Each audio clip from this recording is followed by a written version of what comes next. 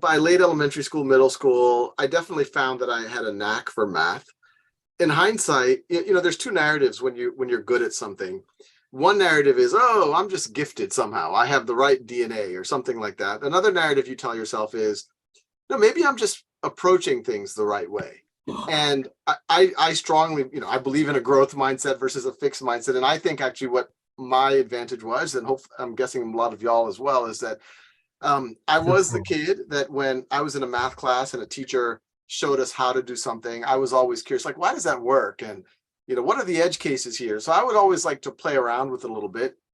In middle school, I started to do some of these math competitions that some of y'all are familiar with probably, and I started to see that I had a knack for it. So I had a lot of confidence entering into ninth grade.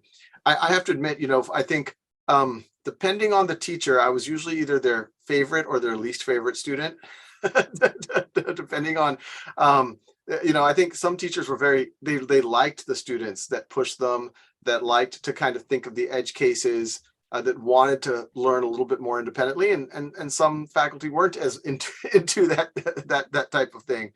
But ninth grade was when I was just really starting to really gain a lot of confidence. It was probably my sophomore, junior year that I became even more serious. That's when I started. I went to a pretty standard public school. I went to Grace King High School in Metairie, Louisiana. It was a pretty run-of-the-mill public high school in Louisiana. But it was in sophomore, junior year that I started, mainly through things like math competitions, meeting kids outside of my high school and even outside of my city or my state. And then I realized just, I can't coast. I have to work a little bit harder if I really want to, if I really want to thrive and do well in this. And so that's probably where I hit another gear. But for me, it was a combination. I'd be lying if I was saying I was completely intrinsically motivated. There was some extrinsic. I liked the ego boost from being able to do well in a course or do well in a competition. But I definitely also got very intrinsically motivated around that time, where you start to see the really interesting parts of math. You start to learn to do proofs. You start to realize that math is describing, in some ways, it's the deepest philosophy of describing the reality. It's stripped away of a lot of the human constructs that we tend to apply to things. So that was starting to happen around ninth grade. That's so awesome. Thank you. I'm sort of similar with my teachers. A lot of them either like me or do not like me. But I do really enjoy math for both reasons. So thank you. Damien, you want to go? Absolutely. Thank you. So yeah, Khan Academy has done so much in just making me realize the value of connecting different ideas across different subjects and the profound insight and even self-discovery that can emerge from making those connections and just the interconnectedness of knowledge as a whole. Do you have any particular thoughts on the future of interdisciplinary education? Could you tell us anything about how you might approach teaching interdisciplinarily in the classroom, be it in person or virtually?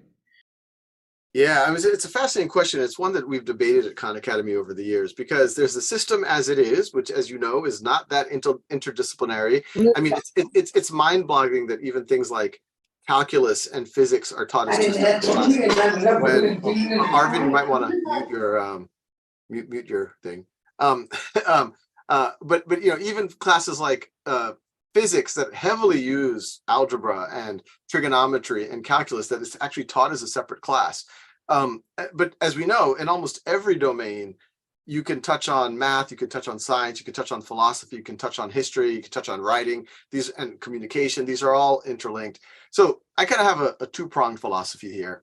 One is, we want Khan Academy and whatever we produce to be immediately useful to students navigating the system as it is. And that's why if you go to Khan Academy's website, we are organized very much the way that your schools are probably organized or universities are organized. But then within that lens, a lot of times I'm just working through a worked example, the type that you might see. But one thing that, I try to reflect on what the secret sauces of Khan Academy are. And I think one of them is that I do the videos. When I do them, they're extemporaneous. I'm in many cases, it's the first time I'm seeing the problem. I don't plan out a script. And so you're getting pretty raw thoughts from me. As many of y'all watch the video, I talk exactly the way I'm talking right now, and I haven't planned a script right now either. I'm allowing myself to have fun with it. I'm allowing myself to ask questions. Sometimes if I prepare for a video, I will say, hey, this word entropy shows up in computer science. It shows up in chemistry. It shows up in physics. Is it the same thing? And in which case, how can I point that out to people? Can I point out to people just things that will blow their minds? It doesn't happen in every video, but in every 10th or 20th video, if you can give some people a little bit of sense of wonder or just a little joke or something, I think that helps connect dots in certain ways.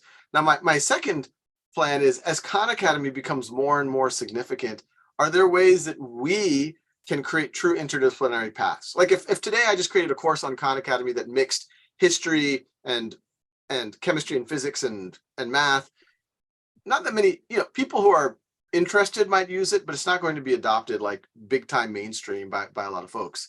But some of y'all know I've started a Khan Lab School, which is an in-person physical school out here in California. We just launched a Khan World School, which is a school in conjunction with Arizona State University, which is an online high school, which is available to anyone anywhere. And so when we get to define the whole school, then we get to be more interdisciplinary. So for example, at Khan World School, the anchor point of the school is a daily seminar. These daily seminars, and we're working with a team at University of Chicago to write them all out. These are the things that we would always want to talk about. Is there intelligent life? What are the ethics of artificial intelligence? Should we be able to use CRISPR to alter the human genome? Every question I just said, and we could list 50 of those are multidisciplinary. What should we do if we come in contact with an intelligent life form? Or how will we know intelligence? If that affects, well, who are we as humans? The science of it. You can go deeper and deeper. The politics of it, the economics of it. All of these questions are multidisciplinary. So I would like to see more things like that. We're also at Khan Academy exploring the idea of Khan Academy mastery itself leading to credit, high school and college credit. We're already starting to do that in college algebra, but I hope to do that in other courses. So another dream is over the next 2-3 years, we can then construct more of these interdisciplinary courses. And then the last thing I'll say is we're actually exploring pathways where competency on Khan Academy doesn't just give you college credit, but it can lead to internships and apprenticeships. And once again, if we can define the pathways, then we can afford to rethink the traditional academic model. This traditional courses that we're all familiar with, and you take your sophomore year, junior. This was essentially invented by 10 university presidents in 1890, the Committee of 10. And we know the world has changed a lot since 1890, but we're still doing the exact same courses and give or take roughly the same scope. So yes, I do hope to change it once we have the leverage to do so. This collaborative work is really fascinating. Now, I'd like to give a shout out to sorry, I might be pronouncing your name incorrectly, but he helped secure this AMA in the first place. So absolutely, we really should give him a hand for that. If you have a question, Ramesh, sorry if I'm again mispronouncing your name. If you do, you are more than welcome to go. You pronounced my name correct. So, hi Sal, I'm Ramesh from India and a huge fan of you. You and Khan Academy has been my best companion throughout my high school time. But now I'm going to college and I feel like I won't have that companion in college. So I'm wondering if you have anything in mind or plan for college students. Also, I believe that the traditional college system is kind of old, unlike Khan Lab School or Khan Lab School. Do you have anything like in mind, like Khan Lab College maybe, or maybe Khan World College? So I'll answer the second part. For the simple answer is yes. And I literally just got out of a meeting earlier today where we're looking at some potential university partners where we can offer that. And as we do so, also blur the lines between high school and college. I think every student here is probably capable of getting a substantial chunk of your college degree, if not your entire college degree, potentially while you're in high school or shortly after high school. So expect to hear more about that maybe in a month or two. So I'll say that. And then in terms of college level material, we have some topics that you would consider a freshman or sophomore level, especially in math. We have, as y'all know, calculus, stats, multivariable calculus, differential equations, linear algebra. We only have the videos right now. I hope that will change in the next year or two where we'll have the practice and the mastery learning there. My hope is in the next 2 to 3 years, we can have essentially all of the first 2 years of college on Khan Academy. We have the chemistry, biology, physics. I hope we can go in. We have organic chemistry videos. We do not have the practice, the exercises. So I hope we can do more. And we'll probably do the STEM subjects first, but we'll do others. We're actually very likely to launch we already have, a lot of y'all are familiar with our computer. I see, the ONOs and all of that in some of your backgrounds. A lot of y'all are familiar with our core coding platform. We're going to revamp that in the next year. We already have APCS principles on the site. We hope to introduce a true first-year computer science type course, hopefully in the next year as well. So all of those things are in the works. And as I mentioned in the last question, I'm hoping that I'm already talking to corporate CEOs and saying, look, if students can show competency in their core writing, they can code, maybe they have this skill or that skill, why not give them an apprenticeship out the gate? And then if they do well at that apprenticeship, let's give them a degree. Let's call it the Khan Honors College. And you, the employer, should treat that as good as a traditional 4-year degree. And a lot of the CEOs I talk to are like, yeah, we agree with that. Like most kids with a 4-year degree, we have to retrain them anyway when they come to our corporations. So simple answer is yes, we are exploring that very aggressively right now. And I'm hoping you'll hear about some of the stuff that blurs the line between high school and college, and maybe even be able to get college at the same time as high school, hopefully in the next 2-3 months. And then I'm hoping in the next year, you'll hear a little bit about this pathways to apprenticeship or ways to get dual enrollment for it. So more coming soon. I wish we could do it faster so we could keep pace with you, but I think you're going to be just fine if you've already gone through most of the Khan Academy content. Awesome. That's really interesting. I've been looking for opportunities to get ahead in certain aspects of education. So Khan Academy is going to be a great resource as it is currently expanding and continues to expand into those areas. So for the next question, let's see. Aline, do you want to go? Always. Or wait, no. Rachel, you want to go?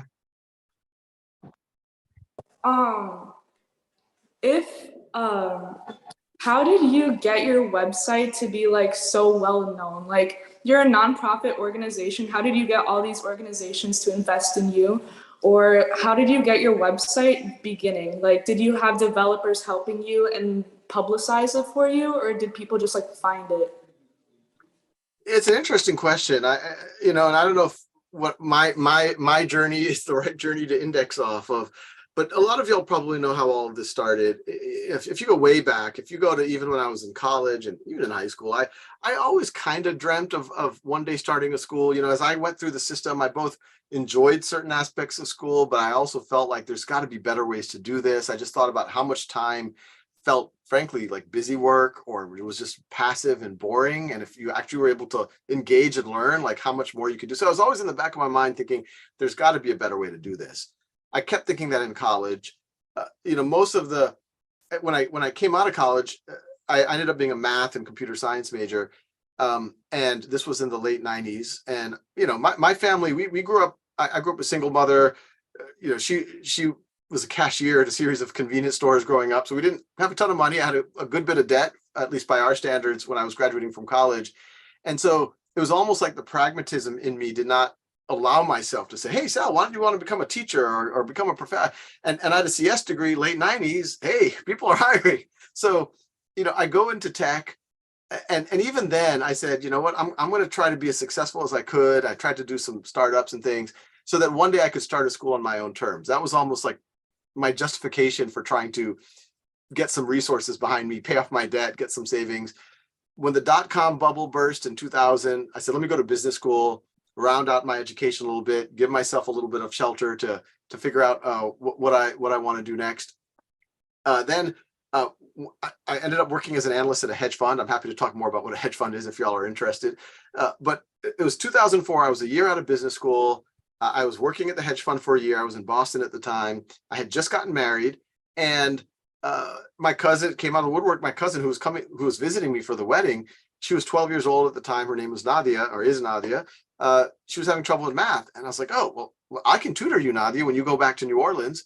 So, and the reason why I said yes is one, I saw I knew how important it was for her to get back on track in math, especially in middle school, because if you don't, the system kind of tracks you in a certain way and you're unlikely to be able to reach your potential then. It was also a fun way for me to connect with a family member 2,000 miles away, 1,500 miles away.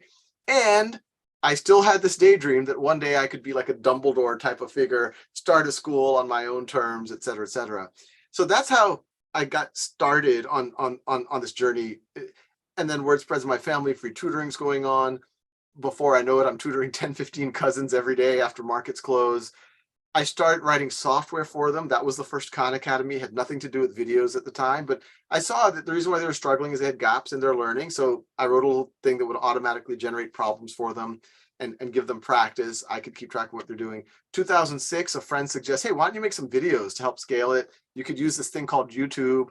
I'm like, oh, I know about that YouTube thing. That's for cats playing piano. That's for dogs on skateboards. That is not for like learning. Got over the idea. It wasn't my idea. And I gave it a shot. And, you know, a lot of stories on the internet and on YouTube, people say, oh, so-and-so went viral or et cetera. So that's not what happened to me. I kind of just started making it for my cousins. They famously told me they liked me better on YouTube than in person. It was public. Other people's cousins started using it as well, started giving me positive feedback. And so I just view this, hey, this is a fun hobby for me. I'm making a living working at the hedge fund. I was starting to spend 2-3 hours. My wife was in medical residency, so I had a lot of lonely time. So I had time on my hands to keep working on it. And it kind of grew. It grew quick, slowly, I would say, through word of mouth, people organically finding it on YouTube. And I do have the type of personality that once I get started on something, I tend not to moderate. So I said, hey, I've already done 20 or 30 videos in algebra. Let me do all of algebra. Let me do all of pre-calculus. Let me do all of physics. Let me do all of this. And as I did that, I think the breadth started to draw more and more people into it. By 2000, and hopefully some of the secret sauce that we talked about earlier. By 2007, 2008, I'm like, hey, this could be a real thing. I still wasn't ready to quit my day job, but I set it up as a not-for-profit. I had some pretty grandiose thoughts that, hey, this should be a new organization with a mission to provide a free world-class education for anyone, anywhere. So I thought grandiose. This is not just a website. This is not just a YouTube channel. This is not just a piece of software. Back then I did daydream, and I got a lot of science fiction books back here that maybe helped me with that. But like, what if this could be like Harry Seldon's Foundation? What if this could be like the Young Ladies Illustrated Primer in Diamond Age, where this could be like the Oxford or the Harvard, but for the next generation, and it could scale 1,000 times more. Even in 2007, 2008, more people had used Khan Academy than Harvard's whole history. So I was already thinking these, and sorry, the sun is right outside my window. I was already starting to think some of these thoughts. And, I did the most naive thing possible. Even in 2009, there was about 100,000 folks who were using Khan Academy at the time. I quit my day job trying to see if we could find some philanthropic funding. Delusionally thinking, any entrepreneurial thing, you almost have to start delusionally optimistic. You have to say, oh, surely the world will recognize that this is a good idea. It almost never happens that way. and reality kind of hits you hard. And it was hard for me because, I had a good income at the other job. Our first child had just been born. Our income had just got, so there were more mouths to feed, so to speak. And it was really stressful, but I just kind of kept working on it, kind of just a leap of faith. And I was getting some donations here and there, but by almost 9 months into it, and I was, it's easy for me to talk about now, but it was very stressful at the time. All of a sudden, some people really came out of the woodwork. At the time, folks like Ann and John Doerr, Google, Bill Gates, all of a sudden saying, hey, they were using this stuff, et cetera, et cetera. I mean, it felt like it went from zero to something else. And then we also started getting a lot of press. And that, to directly answer your question, is I think what we were already getting on folks' radar, but then that took it to a whole other step function. And ever since then, we've just been trying to back up the vision, offer more and more, and then MIT word of mouth. 26. So yeah, hopefully that answers your question. We've never had a formal marketing budget or anything like that, and it's been much more of just, let's try to create great things, and if we build it, it will come, and people will notice, and the press will write about it, and so on and so forth. Now we're in a position where people have heard our name. So when I go to a university and I say, hey, let's partner to give college credit to high school students, they at least answer my call. Not everyone wants to do it, but they answer the call. They're willing to entertain the vision. So it's honestly a lot easier today than it was 12 or 13 years ago. Nice. Now, thank you so much. That was such a detailed and thoughtful response. Your experiences really demonstrate just success with something like Khan Academy happens because you focus on a passion project for so long. And even if success is difficult to find at first, by this point, it seems fair to state that the success of Khan Academy is overwhelming. Now, we have a lot more questions to get through, and very unfortunately, our time here is limited. So if you don't mind being slightly more concise in your responses, let's move on to Jacob. That was the most polite way anyone had ever said, Sal, you're taking too long to answer the questions. Hi, I'm Jacob. I'm 15 and I'm from Asuncion, Paraguay. And I run an educational nonprofit and that would give STEAM experiments to students in rural areas. And I want to hear your advice on what you have for other teenagers or high schoolers who are thinking or running a nonprofit themselves. A couple of quick things. You should have a clear reason of why it is a not-for-profit. A lot of folks went to me like, hey, why isn't Khan Academy a for-profit? I live in the middle of Silicon Valley right now. The whole notion of a not-for-profit. I think the answers are there's certain parts of the world where, or certain parts of our ecosystem where markets are not leading to the outcomes that society needs. I think education and healthcare, there's a lot of this where the buyers, where the people who pay, the people who make the decision, and the beneficiaries are all different people, which doesn't usually work well for markets. And markets might result in outcomes that aren't consistent with our values. I think if someone is bleeding and they're on the doorstep of an emergency room, I think we all agree we should cure them and then worry about whether they have insurance. Similarly, if there's a young person that wants to learn, we should allow them to learn and then worry about what resources they have. So you should have a clear answer to why a not-for-profit, and then have a clear theory of action.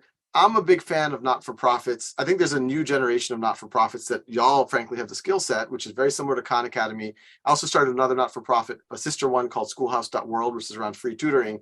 But I'm really interested in this intersection of technology to do scale for social impact.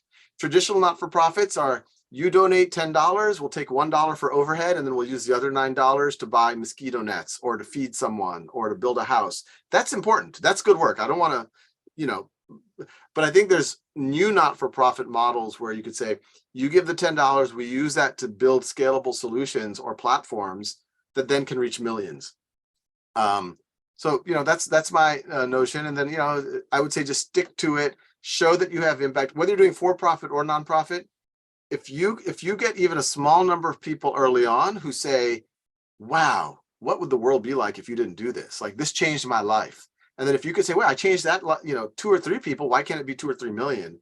Then I think you're onto something. Wow, that was great. Thank you. That was a really well thought out response. Miguel, sorry. All good. Thanks, Henry. So I was going to ask Sal, one sec. I'm sorry, I had the question written down, but okay. What spaces in education do you think are ripe for disruption by new technologies? If you asked me 3 months ago, I would have given a different answer, but I've recently, like literally in the last month or two, I've seen some of what these artificial intelligence technologies are now capable of doing.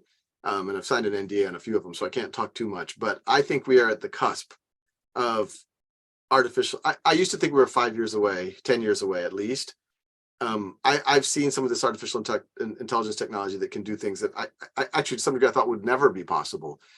So I think you're going to be able to do, I think there's always going to be a very powerful, the human components are going to be very important, but the notion, let's say you're a tutor. What if the artificial intelligence can monitor the tutoring session and give you coaching while you're tutoring? Like, hey, make sure you call on this person. Here's an example problem to use. Hey, ask more questions. give shorter answers, whatever it might be. I think that's going to happen in the next year or two. So I think that's interesting. I think this notion of being able to have real Socratic dialogue with technology we're on the cusp of that. So those are the ones that I think are really interesting from a technological point of view. People often ask about virtual reality. I think we're further there. I think when it becomes better, it will be good for some forms of experiential learning, visit ancient Rome, go through a game or a simulation together. But if I were a betting man, I would say that in the next year or two, some of the artificial intelligence type things, and even for things, like mastery-based, competency-based learning, Khan Academy can assess certain Recording things. stopped. Khan Academy can assess certain things really well, like a multiple choice question. But right now, we can't assess your subjective free response to something. I think that's going to change in the next couple of years. So I don't know if you want to call that disruption or innovation, but that's what's in our cards, I think. Awesome. Thank you, Sal. Yes, thank you so much for that response. We now move on to Robbie, who has been very patiently waiting to ask his question. He's an MIT student. So let me check a cord with you. Hi, Sal. It's nice to talk to you. So just like Jakob, I also have a nonprofit, and we teach coding to underprivileged youth worldwide. And as our nonprofit has been scaling to Ukraine and Kenya, where I was actually in person this summer, we've been trying to figure out how we can reach more and more students and do so effectively with good teaching that people enjoy. And the hardest thing has been finding really good teachers, like standout teachers that can really touch a kid and change his life or his or her life. And I just wonder what you might think makes a good teacher, and if you have any thoughts about the various qualities that a good teacher and I guess educator might share. Yeah, it's a good question. I don't claim I have the full answer here, but the teachers that I've always resonated with are the ones that are not there to kind of enforce a power dynamic. They're not there to show them as to be the source of all knowledge. They're there truly to be a mentor and a guide. They feel very secure in what they know and what they don't know. When they don't know something, I think the most powerful thing a teacher can do is to tell you, you know what, I'm also confused by that. Let's work on that notion together.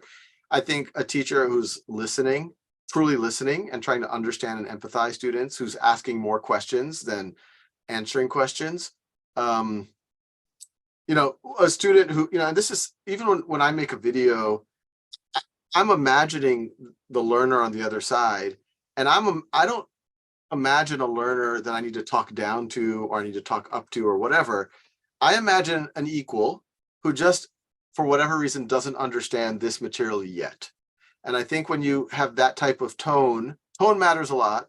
It puts people at ease. Learning something is very stressful and your self-esteem is on the line and all of this. So it's all about how can you make people comfortable? And of course, really mastering the subject matter is really important. We have this platform, schoolhouse.world, and there might be ways to work together with all of y'all or some of these not-for-profits you're doing. But the thesis here is that we could do scalable tutoring by leveraging volunteership, and we're doing it over Zoom.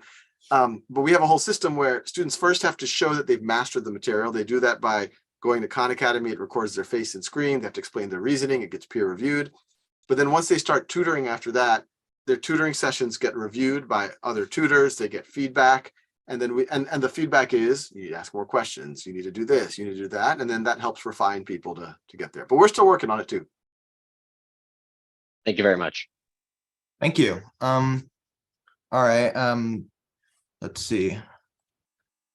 Ian, you want to go next? Sure. Hi, I'm Ian. I'm from Irvine, California, and I wanted to ask you, Sal, what do you think the role technology plays in education is, and how do you think devices are being utilized in classrooms right now? Yeah, good question. I think it's the interesting thing about technology is people tend to have one of two mindsets about technology. Sometimes people say, let me put some cool technology together, and then let me see where this might be useful. So it's kind of like you have the solution first, and then you look for the problem to solve with the solution. Or there's the other way around, which is like, what is the problem that you're trying to solve? What is the solution that you think will work? And then use technology and potentially use the simplest technology that it's available to you. So in education, I tend to lean on the latter model. So for me, it's not about technology. And look, technology can be anything from machine learning all the way to a pencil is officially technology. Electricity is technology. An inclined plane is arguably technology. A wheel is technology. But so for me, the interesting possibilities in education are, how do you allow for more personalization so that instead of the student having to adapt to the system adapts to where the student is? If you 2,300 years ago, very few people got an education, and I picked that time in particular, but the few people who did had a very good education. If you were Alexander the Great 2,300 years ago, your tutor was Aristotle, whose tutor was Plato, whose tutor was Socrates. So it's a very good academic lineage. And your tutor would adapt. If young Alexander did not understand military strategy, Aristotle would probably slow down. It's like, you're going to be emperor of Macedonia soon. Like, you have to know this material. When we did mass public education 200-300 years ago, we had to compromise. We couldn't give everyone a personal tutor. So you bashed everyone together in these groups of 25, 30, 35 students, move them at the set pace, apply some processes to them. Some kids are able to keep up. Other kids start developing gaps. It's okay. We'll funnel them into different parts of the labor pyramid.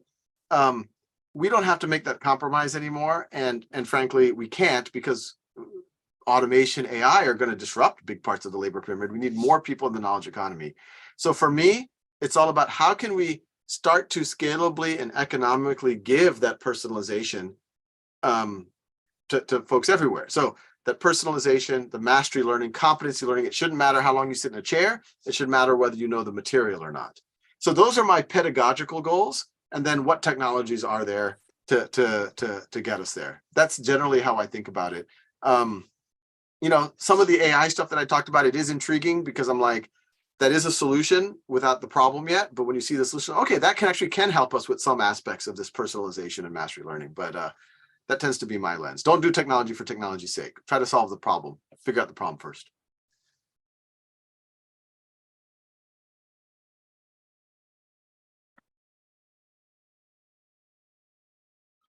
Thank you for the response. So I think it's worth reminding people that we are quite a ways through the AMA. It's already 4:30 p.m. over here, but we shall move on. So, sorry, I feel that I don't have great luck when it comes to pronouncing names correctly, but Priyank? Hi, thank you. Hi, Sal. My name is Priyank Srinivasan, and I'm from Simi Valley, California. And my question is, when did your passion for computer science arise, and what opened the doors to computer science? For me, it was, I started in a very low-tech way. I got a TI-85 calculator. I think I got a TI-81 or two. I don't know. It was at my high school. It was probably my freshman year of high school.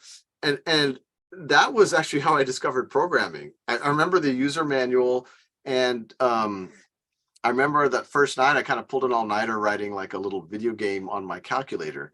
And, I think everyone here had that moment in their life where like, wait, you could make a computer do any of these things? Like, that's mind-boggling. And you just get addicted to it. And so that was my very first experience. And so I used to be like a hardcore programmer on a TI-81, a TI-82, and eventually a TI-85. And then I was taking some dual enrollment classes my junior year at the University of New Orleans. And there was a professor there who was my professor in one of the math classes. His name was Dr. Jairo Santania. And when he found out that I really liked programming, but I didn't have access to a computer. I didn't have a computer at home.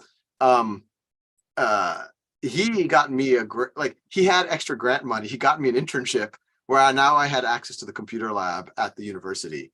And so that was the first time that I was able to program properly. So I was able to leverage those computers in the computer lab. I'm talking, this is like 1992, 1993. That's the first time I had glimpses of email, glimpses of the internet. The first time, I was programming in C and then C++. So that was my first intro. And then I only got more and more addicted to it. And so that's what, I remember when I was leaving high school, I thought I wanted to be a theoretical physicist because I'm like, well, what's more profound than trying to understand the nature of reality? And I was like, well, what might be even more profound than that is to create realities.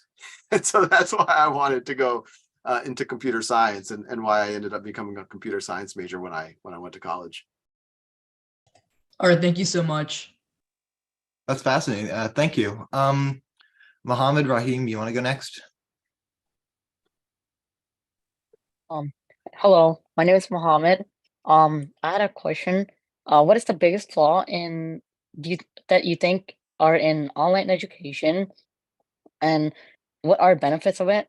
And also, what's the difference, that the main difference you see in face-to-face interaction education versus the online that we can do on Khan Academy?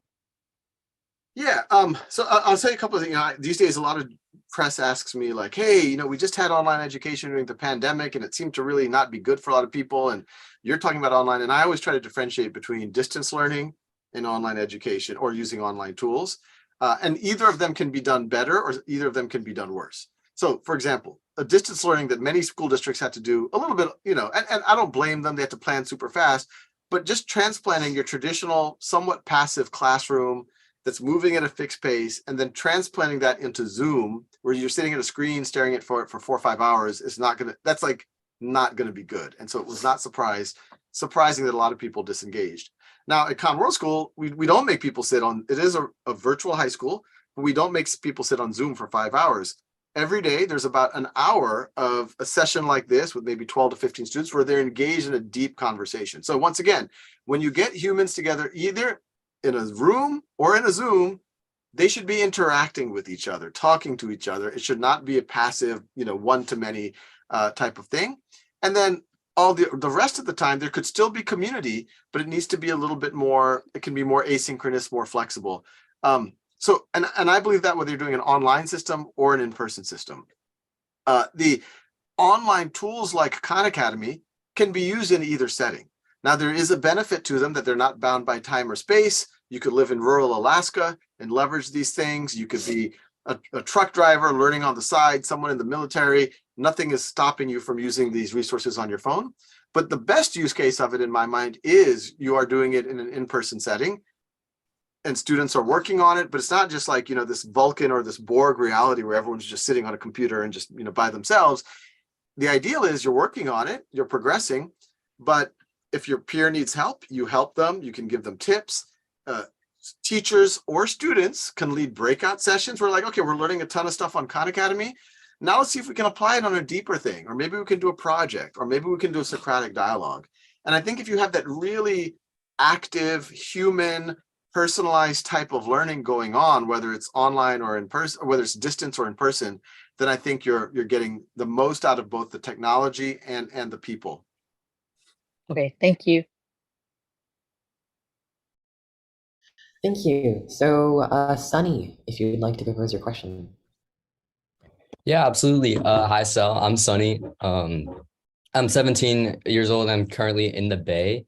You and Grant Sanderson are honestly two of my greatest inspirations, and I've actually made a couple of educational videos inspired by you and Grant and using his Python library, Manum. So I was just wondering, would you like to share your story with Grant and maybe share any comments on that you have on his story?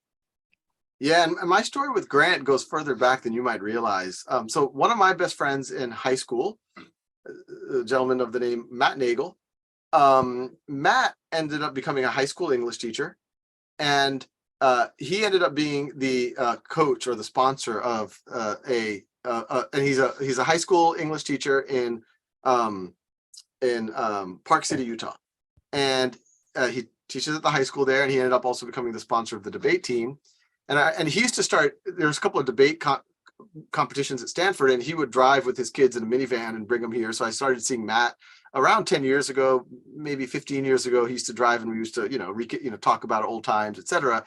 And he would come with all of his high school students, and I would hang out with them a little bit, maybe have a meal with them and stuff like that. And that was the first time I met Grant, when he was in high school, when he was y'all's age.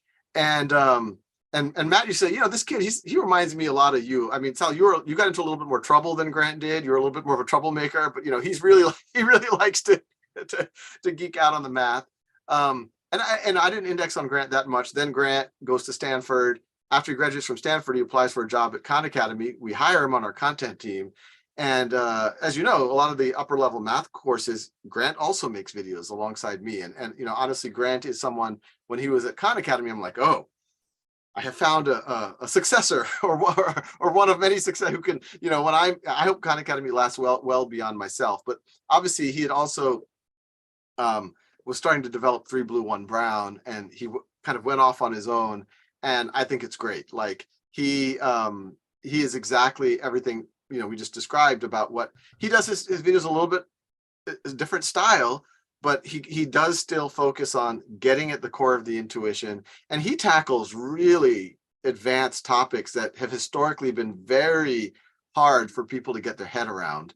And he does it in a very elegant and visually beautiful way. So yeah, I'm also a mutual fan of Grant, and proud to whatever role I might have played in his early years. That is so fascinating. I didn't know your story went back that far. Thank you so much. Yeah, that's amazing. Grant's work, especially the work on Khan Academy, has been hugely inspiring to me. It's inspired a lot of my personal coding projects. So it's amazing that you have that many connections with them. All right, Reese Armstrong, you want to go next?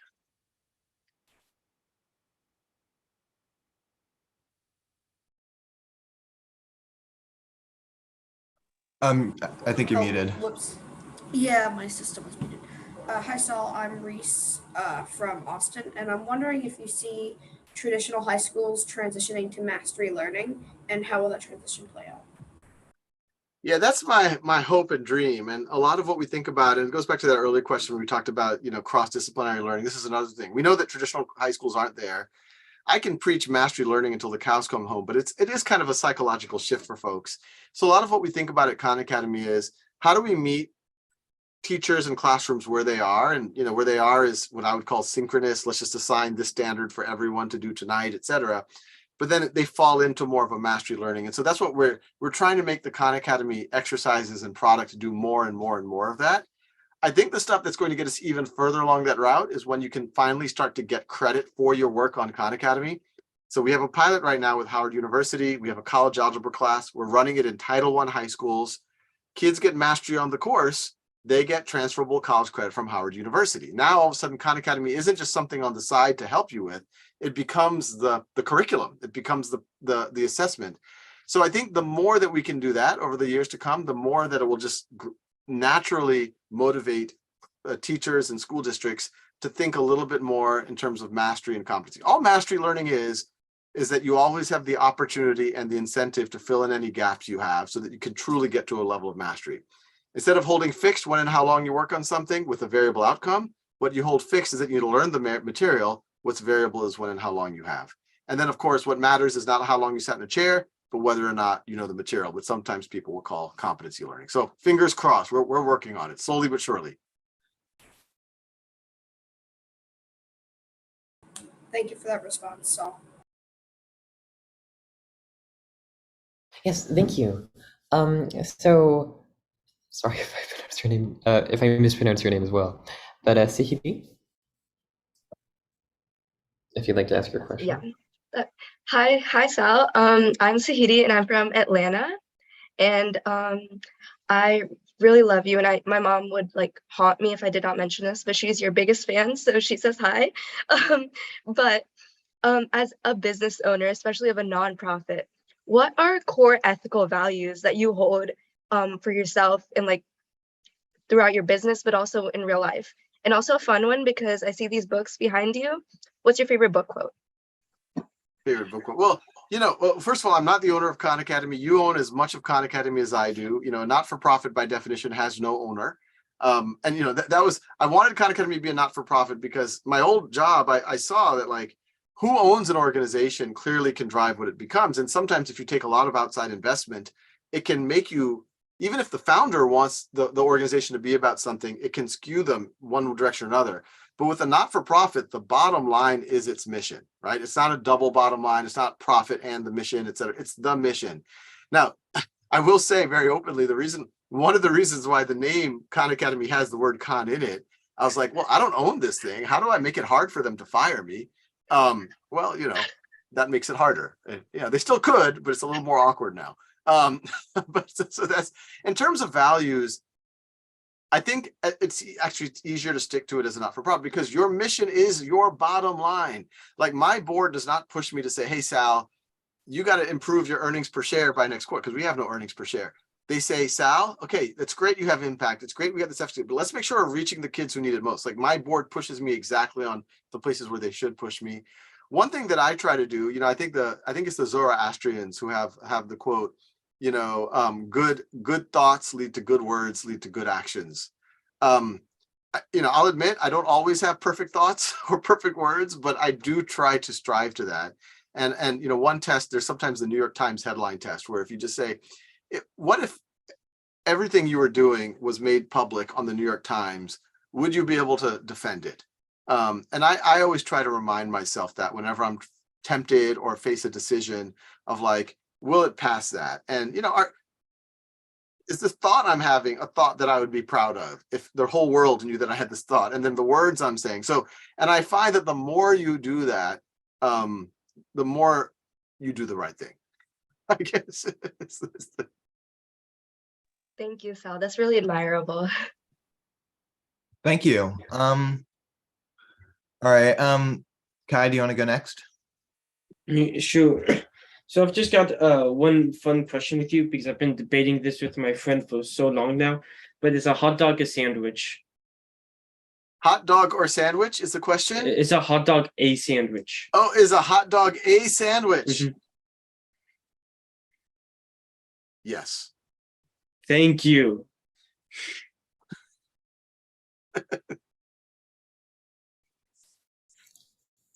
I'm inclined to agree. Yeah, so we only have a little bit of open questioning left, but David, would you like to go? I like it. It's also a taco, and it is a taco sandwich. I remember, so I'm David. I remember like being in grade 4. I'm in like grade 12 now, and well, I'm out of high school now, but I remember being in grade 4 and like using it and playing your videos in the background so I get more energy points. But a bit of a lighter question is to flip the table a little bit. What's something you've been learning and maybe that you've been needing help with recently? I mean, I'm learning by doing, being a parent. I don't claim that I have figured that out by any stretch of the imagination. My son's sitting right here, so he can see whether I'm achieving competency there. I've been my guitar playing has plateaued when I was about y'all's age, when I was about 14 years old, and I keep telling myself I want to get better. So I have these little spurts where I try to start learning online and I get distracted again. So that's another thing. I think recently, my knowledge of machine learning and artificial intelligence is about 20 years old from when I was doing my undergrad and my grad school. So because of some of the advances I've been seeing lately, I've definitely wanted to start going deep again and getting completely up to speed on what the state of the art is. So yeah, those are probably the big ones. Thank you. Thank you. All right. So we've got a few minutes left. So let's just I'm going to continue to like go through as many questions as I can. Shrew, you want to go?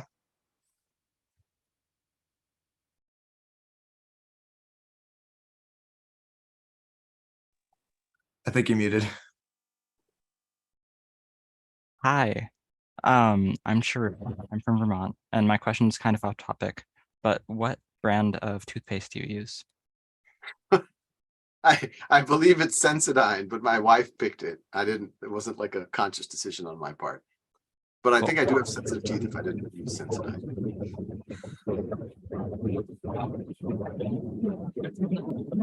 Personally, I like Sensodyne. Has anybody tried this black charcoal toothpaste? Oh, I use that too. I have guess it's like it's good. It works. Yeah, it worked for me. Like my teeth are whiter. Yeah, and it's like salt. Yeah, I know exactly what you're talking about. What's it called? It's called like Akamai or something. But which is a whole other separate thing. That's obviously a server hosting something or another. But yes, I've used that one as well. But right now I'm using Sensodyne. Yeah, mine is called Hello Activated Black Charcoal Toothpaste. Oh, that's a different Okay, Ishan, if you'd like to ask your question. Hello, I'm Eshan from Seattle, and I want to know your opinion on how math classes teach proofs. So, like, I feel like proofs are a really important part of really intuitively understanding math. And like when I learned the quadratic formula, I don't think I was shown the proof for it.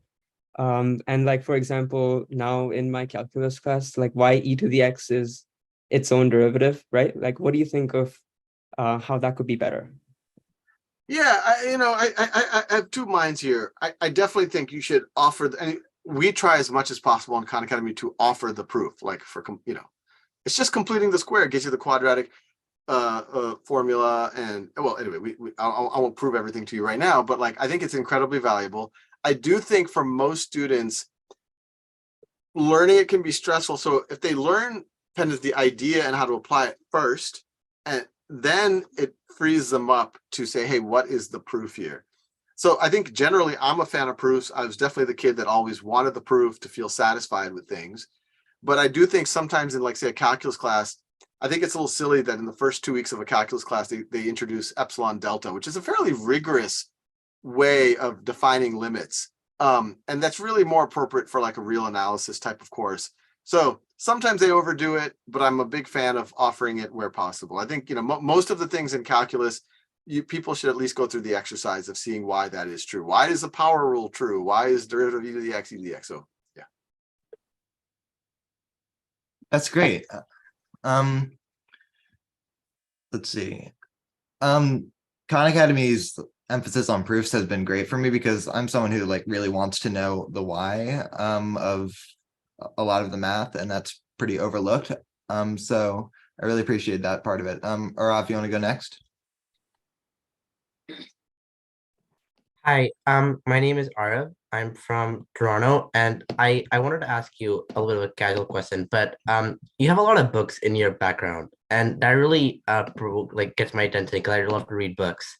And I wanted to ask you, what book really changed your life, and like a piece of nonfiction book that you really like? Oh, not a nonfiction book. I mean, I can tell you some science fiction books I love, and I could take up all of the time doing this one. I mean, I love the Foundation. Well, it was science fiction Foundation series I love. I still fantasize that Khan Academy is kind of like the Foundation. Hopefully we don't enter into a dark ages, but Khan Academy could be part of the help of keeping us from entering into dark ages. So that's one. But it's not just science fiction. I'm a big Jane Austen fan. I love Pride and Prejudice. That's still in the fiction genre. I love almost all of Mark Twain, Arthur C. Clarke. Nonfiction books, I would say some of the strain of ancient, or I would say Hindu philosophy that's kind of focused on the philosophical, spiritual, sometimes is known as Vedanta. So, the great Vedanta texts are like the Upanishads, which I have a copy here someplace. So the Upanishads and the Bhagavad Gita, I think, are very interesting, very modern in a lot of ways, right? People debate now, do we live in a simulation? Is reality in some ways defined by perception versus the other way around? There were philosophers in India meditating under trees 4,000 years ago who are thinking about these exact same questions. And when you read some of these, and it's actually eerily similar to also with some of the writings by the Stoic philosophers. So I also like Meditations, Marcus Aurelius, Epictetus, Art of Living. Very similar. Just do the next right thing, accept where the world is. Do not try to change things that you cannot try to change, but then just try to do the next right thing. And also the value of meditation, which is something that I've started to take very seriously over the last 4 or 5 years. Thank you for your answer. Have a nice day. Yeah, thank you. I think a lot of people lose sight of how far basic philosophical ideas and proposals have gotten us in becoming as knowledgeable as we are now as a species. Yes, so we have a lot of remaining questions, but we're really coming up to the end of our time here. Sal, if you would be so generous, if we got all these remaining questions together, like, could we email them to you, or is like there any way that you'd be interested, that you'd be willing and able to respond to them? Yeah. I don't have a super hard stop right now. If y'all are willing to go for another 5-10 minutes, if people want to put the questions on the chat, I can just go through them as fast as I can. Want me to do that? Sure. We might still have like a few remaining questions.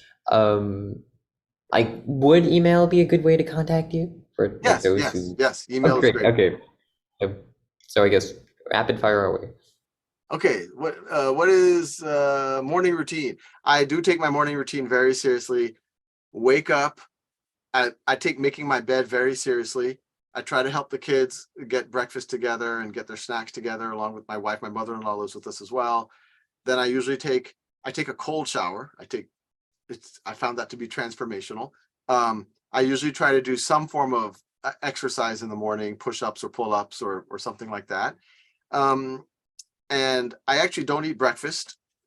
You could look at, you're all growing young people, so don't necessarily do what I do, but like, it tends to work for me. And then I do try to knock out some to-dos early in the morning. For me, it's all about building momentum. If I can build momentum, I start to feel good. And I like to have chunks of my day where I have creative time. No matter how much I get bogged down in meetings and things, I get to do that. So that's morning routine. Let's see, morning routine, Seattle. We just have a bit of a weird question for you on our Slack. And among them are a few pog face emojis. It's basically, so I would like you to invite you to join them. Would you be willing to do that? I don't fully understand the question, maybe because I read it too fast, but it sounds like there's some kind of emoji. Yes, maybe I'm open to it. Yeah, I can explain. I'll have to go like this? Yeah, like with like. That's what my son just said. You have to go like this. I don't know what we're doing. It's just like, surprise. Yeah, like almost a Winston sort of face. Yeah. Oh, like. Yeah, exactly. Amazing. Okay. Thank Did I you. just do it? Did I just check that box? Yeah. Yep. I'm confused. All right. And let's see. A majority of Khan Academy videos are composed of you lecturing about a topic from a series, telling an audience that exists but is not present. Does that throw you off when you're recording them? How are you able to plan out these lectures in a seamless and straightforward way? In the early days, I mean, it was just all me, and going to the earlier question of, I think, what makes a great teacher a good teacher, and I'm sure I have a lot of stuff that I can work on, is to be able to model what's going on in the student's mind reasonably well. So, when I'm talking, I do try to imagine what the other person is feeling or listening. And so, yeah, I kind of, I let myself be liberated, right? I'm willing to laugh. I actually force myself to smile, even if I've had a bad day, before I make a video, because I generally think people can sense that tone, even though they're not seeing my face. Yeah, I mean, that's kind of it. I truly say, like, I care about, because I do care about, right? Like, there's a quote I first read: the best way of sounding and looking like you care about people is to care about people. And so tell yourself, I'm caring about people, and then it will come off that way because it's genuine. So, and I got to tell you, there's so many very capable people that if I asked them over coffee, like, hey, tell me about your work, they're really engaging in this, but as soon as you put a camera or you say record a video, they freeze up and they want to be perfect and they sound like a robot. And I'm like, no, just let yourself go, be easy with yourself, and it comes out so much better. But it is a little bit of you have to have a little bit of a leap of faith to do that. Let's see, what was the most important thing that helped you scale Khan Academy to this stage of founding? It's the right people showing up at the right time. I definitely was able to come to the table with certain skills that I had built over time. And it wasn't just, and some of it was, I wasn't afraid to build an interactive website. I wasn't intimidated by technology. I was like, okay, there's this YouTube thing. I can put some existing technology together and make videos. So that was part of it. But obviously YouTube had to exist. The internet had to exist. Otherwise, Khan Academy would have been a much harder proposition. And then, honestly, putting the right energy out into the universe. And I do think the right energy comes to you. And, it doesn't happen always on the timeline that you're hoping, but the right people came at the right time and continue to do so to push our, I have a theory that benevolent aliens are helping Khan Academy prepare humanity for first contact. So, there's many people I could list as either potential benevolent aliens or at least somehow influenced by the benevolent aliens. Let's see. B wants to ask, let me go to the other questions before how do you find confidence to talk to millions of people every day? Yeah, I think you got to realize whether you're talking to one person or a million people, we're all human beings.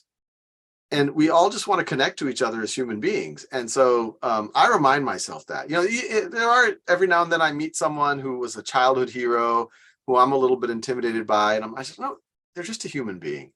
And let me just be myself, and the chips fall where they do. And one other hack I'll tell you is, if you just assume people want to be your friend and you want to be their friend and you have positive intent and you act that way, it usually is a self-fulfilling prophecy. So whether you're doing that with one person or a million people, like I will talk to, let's see, there's 89 of y'all, whether it's 89 of y'all or 89 million or just 8 of y'all, I will talk in the exact same way, and my mind does nothing different.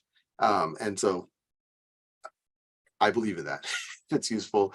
Let's see. Boy, so many questions. How to be more productive, be a mercenary with your time in a good way. And when I say be a mercenary of time, I don't think that means work all the time. I think that means be very judicious about why you're spending time on what you're doing. So I remember in business school, for example, a lot of people like to socialize in business school. I like certain types of socialization. I like going to dinners and having conversations with small groups. That's my idea of a good time. I don't like cocktail parties. I don't like loud bars. I don't like things like that. But I remember I was running for class president in business school. I'm like, but I got to go to these things. I have to show my face. So I would literally do that. I would walk through the door. I would make sure that I would say hi to everyone and I would leave. I was in and out in 15 minutes. And then I would go have a dinner with 6 friends and have a nice conversation, or go home and read a good book and recharge. So being productive for me isn't just always working. It's when you're working, be hey, am I using my time in the best way? But also, hey, let me make sure I'm recharging, and let me make sure that I'm not just spinning wheels in ways that'll deplete myself or other people. Let's see. What do you think is the biggest part of our school system? I could go, are we teaching the right subjects? Seat time. We've talked about this a little bit. I could. There's a book, The One World Schoolhouse, I wrote 10 years ago. If you have the time, take a look at it. The future of software development in Silicon Valley, big question. My answer is different now than it would have been 3 months ago. Some of the artificial intelligence is getting awfully good at pieces of the coding process. So I don't know where it's going to evolve, but I think it's going to involve artificial intelligence in somewhat surprising ways. But I think the skills that y'all are developing at Coders, the real thing is, how do you break up a problem? How do you know what is capable or what is not capable? And then also, how do you build it out in scalable ways? So I think the architecture part of coding is always going to be key. So, I don't think that's going to be disrupted, so to speak. Boy, there's so many questions. So let me just take, let's just take 3 more in person, and then I think we can wrap it up for the day. I'll let y'all call on them. Whoever you think should call on. Actually, okay. I think that now might be a good time to move on to a very special question from the head of Hack Club. So, Zach?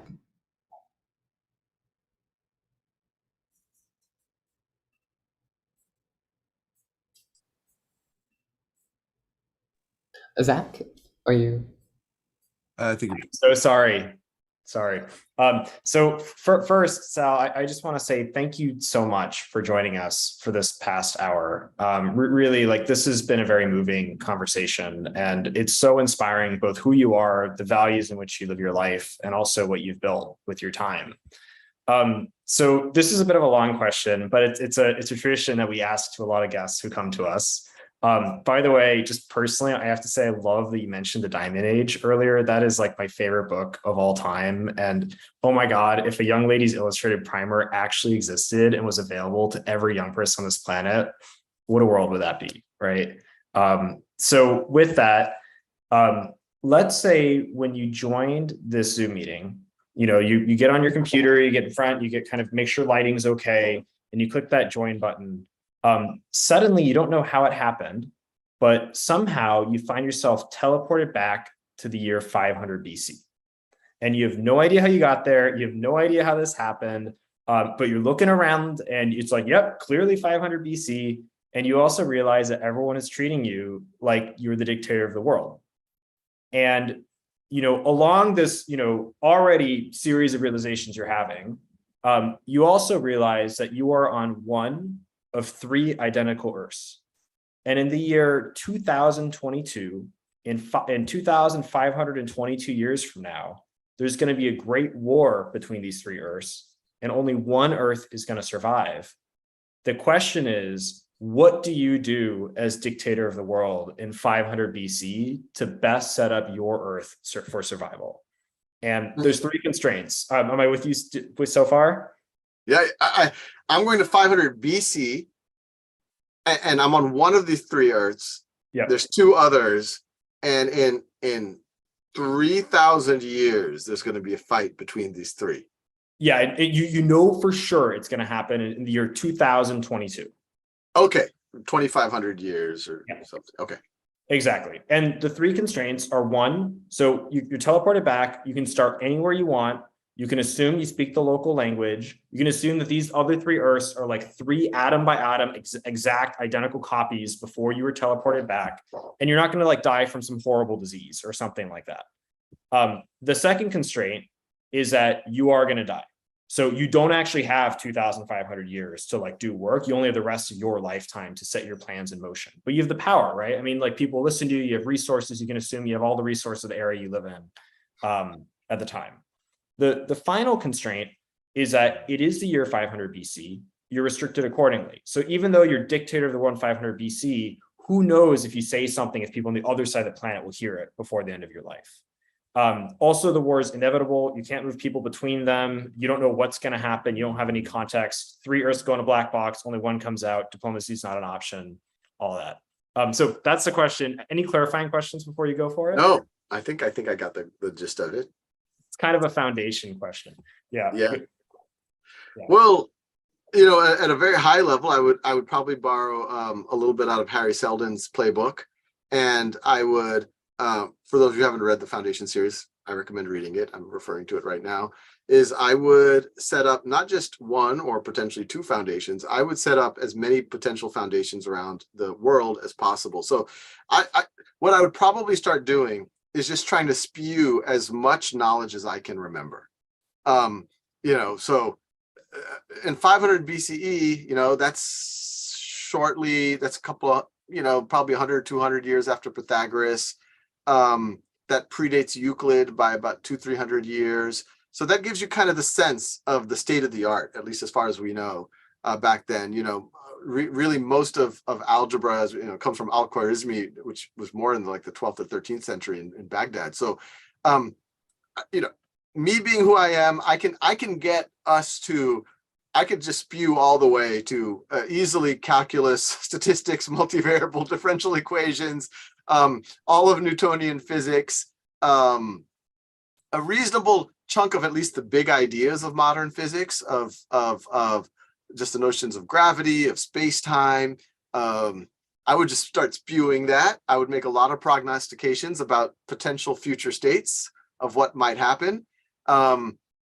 I would start spewing the periodic table of elements. I think, the nature of electricity.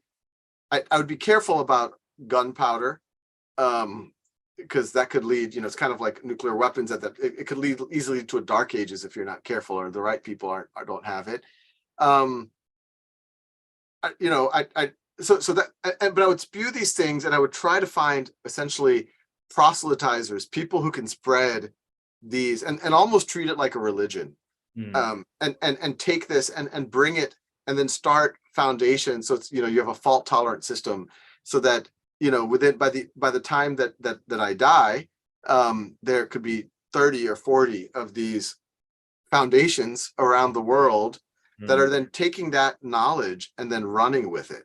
But I would make these foundations. There's another related book here, The Connecticut Yankee in King Arthur's Court by Mark Twain. And this is where an industrial age engineer goes back to King Arthur's Court. Very similar idea. And then, everyone's so backward, and he uses education to teach a new generation. He knows about electricity and this and that, and he's able to use those to fend off the armies of the Middle Ages. So I would make sure that these foundations are not just about knowledge, they're also using this knowledge to protect themselves, so that the people with the knowledge are the ones that are also able to keep territory and then also potentially expand territory and govern. And yeah, I think that would give us a pretty good fighting shot of having a pretty good system long term. Amazing. Have you read the book Anathem before? Yes, I have. Okay, I would yeah. have that too, where you'd have like different sects that have different time horizons. And there's one, that think about. So yeah, that was another one I would definitely borrow from. Amazing. Well, just thank you so much for joining us. And Damien and Henry, thank you so much for hosting. You both were just so fantastic. We have a tradition at Hack Club where when we say goodbye, where we end every meeting by everyone puts their hands in and we count 3, 2, 1, and then we all shout hack. So if everyone wants to unmute and turn your videos on, and then Sal, if you could lead us in the countdown, that'd be wonderful. All right. 3, 2, 1. Can we give Sal and Thank you Damien so and much. Henry a round of applause? I mean, this is.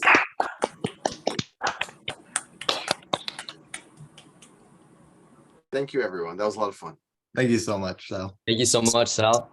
Thank you. Thank you. Thank you. Thank you so much. Thank you. Thank you so much. Thank you so much. Thank you. Thank you so much, Sal. Left us. Thank you so much. Thank you so much for coming. Ramiz, thank you again for securing this AMA. Zach, Christina, for everything Hack Club. Well, and thank you for hosting, Damien and Henry, you two, and Thank for you. everyone who came. Thank you for being here. I got some Slack messages from some folks who woke up at 3 a.m. so they could be in this call, and really, all of you are the reason why we're all able to be together here. And just thank you. I feel so lucky to be able to spend an hour with everyone here. Congratulations to the people who managed to stay up for this. Yes. I think we can keep the Zoom room open if people want.